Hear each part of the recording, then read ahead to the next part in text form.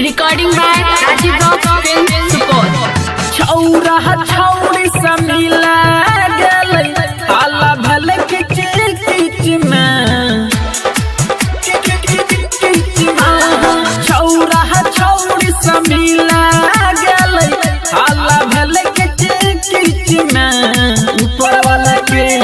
चीज बनल कई दूगो जान के बीच में ऊपर वाला के चीज बनल कई दूगो जान के बीच में छौरा छौरी सब मिला गेलै हाला भेल किच में ऊपर वाला के चीज बनल कई दूगो जान के बीच में ऊपर वाला के चीज बनल कई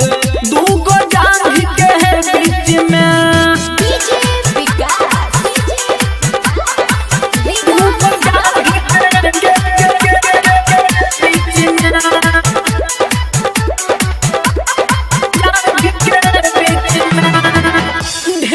दिन के बाद छौरा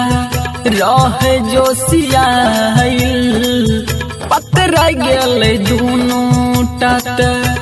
गेलै पिटाइल रे भैया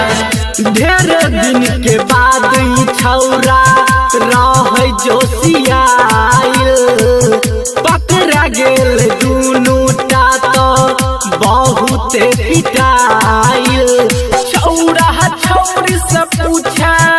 लगलै 10 आदमी के बीच में दुनू टा से पूछा लगलै 10 आदमी के बीच में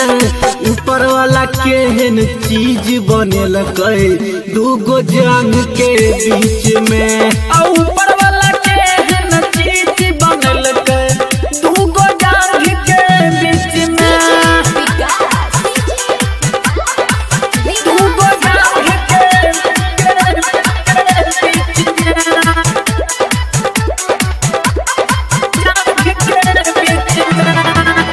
दूनू साथ में रात बितैना रहै बेजोर में छौरा छौरी पकड़ा गेलै 4 बजे भोर में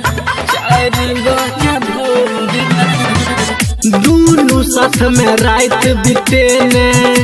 रहै बेजोर में पकड़ा गेल दूनू टारे 4 बजे भोर में अरे महानंद के छोड़ के गेलै नीरज संगे बस में सुनील सुहाना का छोड़ के गेलै फारूक संगे बस में ऊपर वाला केहन चीज बनल कई दूगो जान के बीच में ऊपर वाला